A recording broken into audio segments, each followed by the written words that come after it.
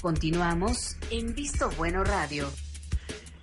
Qué bueno que sigue con nosotros, son las 8 de la noche con 42 minutos. Ahora, vamos a otro tema, por ejemplo. En el tema, por ejemplo, de la reelección que hemos incidido un poco. ¿Por qué si la reelección a los senadores de la República por un periodo? ¿Por qué si la reelección a los diputados federales y a los diputados locales por 2 periodos más consecutivamente? ¿Y por qué no a los cabildos? ¿Por qué no a los regidores? ¿Por qué no a los síndicos? ¿Por qué no a los presidentes municipales, que también son órganos plurales y colegiados? Y que son, a fin de cuentas, los que tienen el primer contacto con Aquí la posiblemente población, entrará algo de la sabiduría popular que dice: el que comparte y reparte se queda con la mayor parte. Aquí, como dispuso el legislativo, dice el cabildo nada más no. El mayor número de problemas, necesidades, lo enfrenta el municipio. ¿Por qué no ir a un ejercicio de reelección hacia los ayuntamientos que les permita, lógicamente, conservar mayor experiencia a los ayuntamientos para resolver los problemas que inciden en la esfera municipal?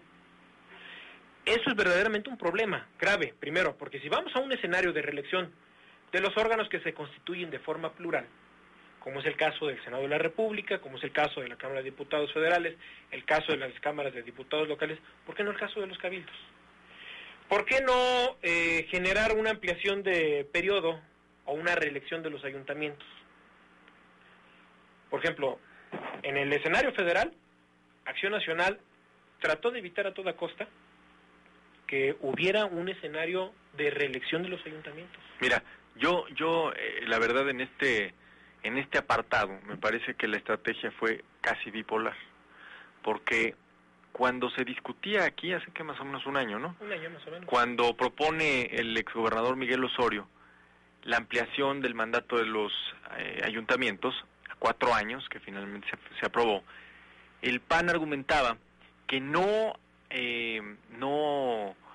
era transitable esa reforma, no solo porque desempataba el tema electoral, sino porque había que ir por la reelección de los ayuntamientos. Ese era el argumento. Pues no lo estoy viendo. ¿No se ve? No lo estoy viendo en la negociación, y es una propuesta del presidente. En el decálogo que se había realizado. En el Senado la bajaron. Yo creo que hubiera sido positiva. Es más, me atrevo a pensar que hubiera sido de mucho mayor impacto y en menor plazo, en términos de la viabilidad de evaluar resultados, la reelección de ayuntamientos que la de los mismos legisladores. Comentabas lo de los el síndico y de los síndicos, de los regidores. Todos los regidores. ¿Qué tanto les perjudicaría a los partidos o les beneficiaría que no nada más se elija al presidente municipal con toda la planilla como se hace actualmente, a que se haga independiente? Tienes a un presidente municipal de un partido, pero toda tu asamblea puede ser de otro partido. O sea, ¿qué tanto podría beneficiar o qué tanto podría complicar? Ya se está haciendo en un estado. ¿Qué tanto podría darse y generalizarse en el resto del país? Mira, yo creo que resulta importante el tratar de generar una profesionalización muy activa en el escenario del debate público, en torno a los cabildos. Hablamos de algo. ¿Cómo puedes tú profesionalizar o cómo puedes hablar tú de pluralidad en el interior de los órganos de representación popular, como es el caso de los ayuntamientos, en donde lo compone un presidente municipal, un síndico o síndicos y los regidores del ayuntamiento?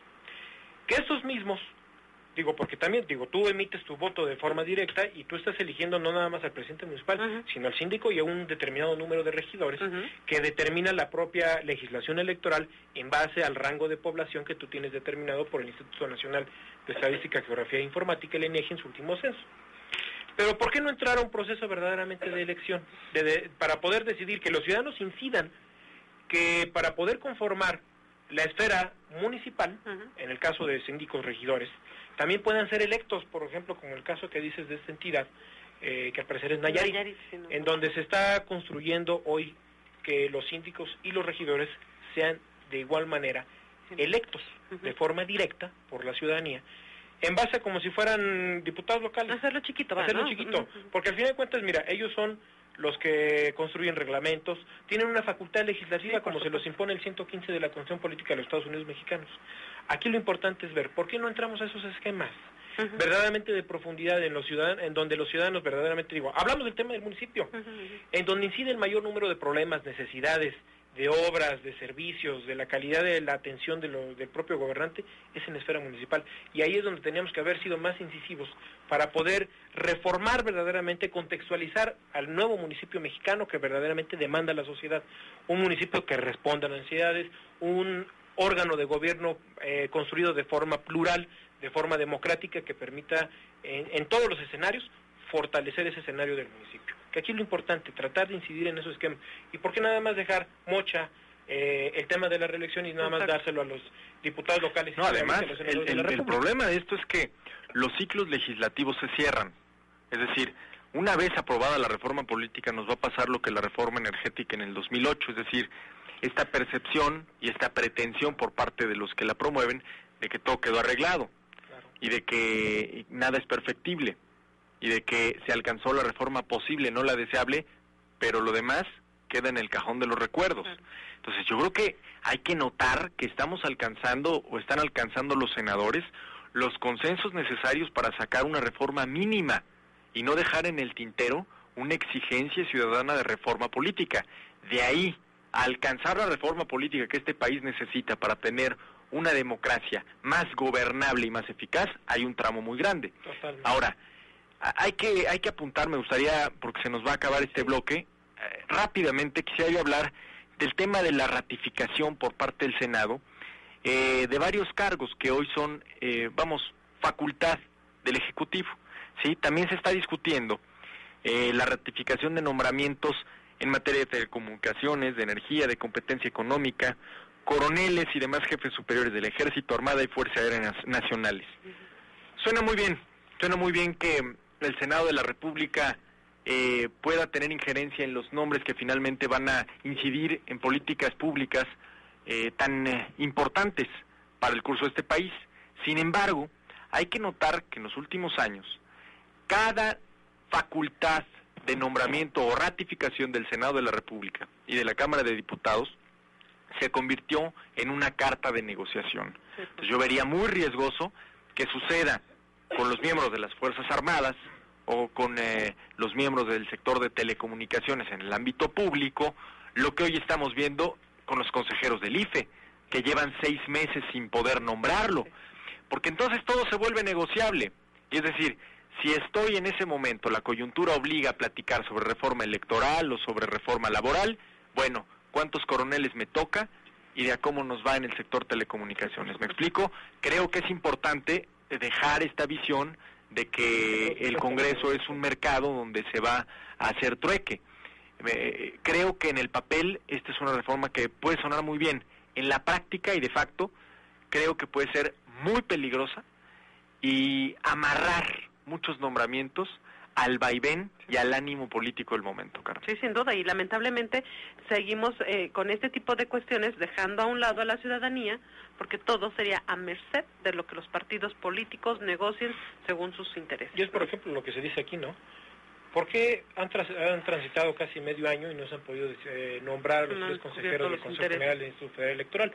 Porque no le parece a los partidos políticos, porque no han llegado a acuerdos, porque no le parece a PAN, a PRI, a PRD, y digamos, ahora, hablar de un escenario de esos en el Ejército sería muy perverso. No, pero además eso... ¿En manos de quién vamos a dejar al rato? Además eso, claro, del que mejor pueda negociar, claro. ¿No? Digo, mira, es muy profundo. Nuestro país exige cambios totalmente.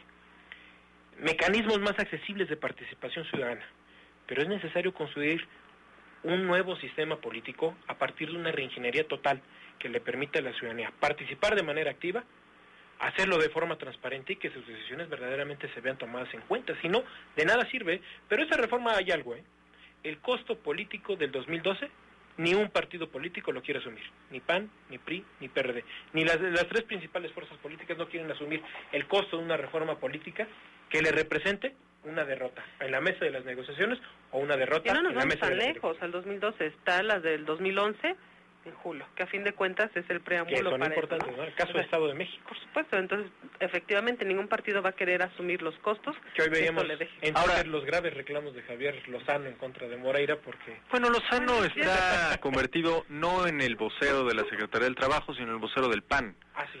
Creo que quedó claro cuál es el papel de Gustavo Madero en ese partido, No es para ocuparle convidado de piedra. Y Javier Lozano está muy apresurado por aparecer y figurar en los sondeos como aspirante presidencial del PAN. Nada más, es mucho ruido. Ahora, yo escucho lo que platican Roberto, Carmen, de este uso pues prácticamente mercantil de las posiciones y espacios públicos en diversos organismos, y creo que esto tiene efectos perversos más allá de la acción en sí y per se. Esto tiene efectos nocivos entre la ciudadanía, y voy a uno muy concreto. ¿Cuál era la percepción del Instituto Federal Electoral en 1999 y cuál es la percepción del Instituto Federal Electoral en 2011? Confiabilidad es la palabra. Bueno, la credibilidad de un IFE ciudadano, formado por académicos, con decisiones respetables, al IFE de hoy, en el que cada uno navega con una bandera de un color y responde a la voluntad de un padrino, me parece que ha quedado muy lejos de lo que este momento de la alternancia estaba demandando, porque estamos teniendo elecciones más competitivas, eso está claro, pero a cambio no estamos ofreciendo instituciones electorales más respetables, más fuertes, más creíbles, más confiables. Tan es así que, como bien apunta Roberto, llevamos seis meses sin que los diputados se pongan de acuerdo para elegir a los 3 consejeros del IFE faltantes. Entonces, si cada posición en los espacios públicos y de representación, en los órganos constitucionalmente autónomos, ahora en las Fuerzas Armadas o en el sector telecomunicaciones, se convierte en una posición negociable para las cúpulas parlamentarias, lo que vamos a ver es un intercambio de fichas a mucho mayor escala del que hemos venido viendo en los últimos años. Y decías algo hace un rato, también hay que volvernos como votantes más exigentes, más participativos, porque a fin de cuentas lo queremos dejar al que, pues él votó, pues que él vote, yo no quiero, también cada quien, y es respetable, quieren o no votar, pero sí hay que volvernos más exigentes como electores, para exigirle también a los partidos políticos que justamente revisen esos perfiles de las personas que nos van a representar en determinado momento que decidamos votar por ellos. Pero como votantes sí volvernos más participativos y más exigentes, cosa que hemos dejado a un lado. Y ahí está y ahí están las cifras, ¿no? De cuántos abstencionismos se dan en las elecciones. La expectación que se genera a cada proceso electoral es muy alta, pero que al final de cuentas queda mermadísima cuando el ejercicio de gobierno ve que esa expectación que tú traías cuando inició, por ejemplo, un gobierno, simplemente fracasó. Por ejemplo, hablábamos del escenario de lo que pasó en el 2000. ¿Qué te ofrecía Fox? Un cambio total, ¿no? ¿Y qué pasó? ¿Dónde quedó el cambio? ¿Qué pasó en 2006? ¿Qué te ofreció Felipe Calderón? Que no llegara, lo que ofreció fue que no llegara el otro. Y que no llegara el otro. ¿Qué pasó? Nada. No llegó. Ahora, no nada. Eso, Robert, me lleva a la reflexión. Yo creo que tendríamos que estar haciendo para, en verdad, trazar la reforma política que necesitamos. Basta ya de elegir perfiles, de elegir nombres. Debatamos, analicemos como ciudadanos proyectos. ¿Por qué hoy nos sentimos tan desesperanzados con el tema de la violencia en México y la manera en cómo le entró el gobierno federal, al menos una mayoría? ¿Por qué? Pues porque en el 2000 no se puso a debate, no estuvo en la agenda electoral, no fue tema. Pero tampoco podemos venir a decirnos que nadie nos avisó si no exigimos planteamientos claros por parte de la gente que quiere gobernar este país. Sí, sin duda. ¿No? En suma, y para cerrar, una reforma política, Roberto, que se queda corta, es un paso adelante, sí, pero un paso gallo-gallina cuando se necesitaba emprender un maratón. Totalmente, no me queda la menor duda, queda corta. Creo que la aspiración que tenemos los mexicanos de poder lograr una verdadera reforma, una profunda reforma política en nuestro país ha quedado muy corta con esta propuesta de reforma que hoy se ha comprometido el Senado de la República a partir de las 3 fracciones mayoritarias en el Senado, PAN, PRI, PRD, y que se apruebe antes del 30 de abril, antes de que acabe el periodo ordinario de sesiones, pues lógicamente no permite construir un nuevo escenario en el que nos permita a los ciudadanos participar de mejor manera de manera más transparente en las decisiones del poder público y que sobre todo caminemos y transitemos hacia una democracia no simplemente electoral, a una democracia como un verdadero modo para tratar de construir acuerdos, decisiones en torno a nuestro país. Y nada más para apuntar una última cosa, yo diría que los espacios para la participación ciudadana, aunque suene a verdad de perogrullo, no se construyen sin una ciudadanía que participe. Sí, por supuesto. Ahí está el primer elemento. Así es. Y a usted, pues, muchísimas gracias. Los temas estuvieron en la mesa. Agradezco mucho a mi hermana y a mi madre que nos hicieron favor de llamar y felicitarnos a todos los integrantes de esta mesa por el segundo aniversario. Y a usted le agradecemos, en verdad, que estos 2 años nos esté, pues, acompañando, nos esté favoreciendo con su atención y lo invitamos a seguir cumpliendo más años a través del 90.1 de FM y 640 de AM de la NQ. Son las 8 de la noche con 58 minutos. Que tenga usted un excelente inicio de semana. El próximo lunes nos escuchamos en punto de las 8 de la noche.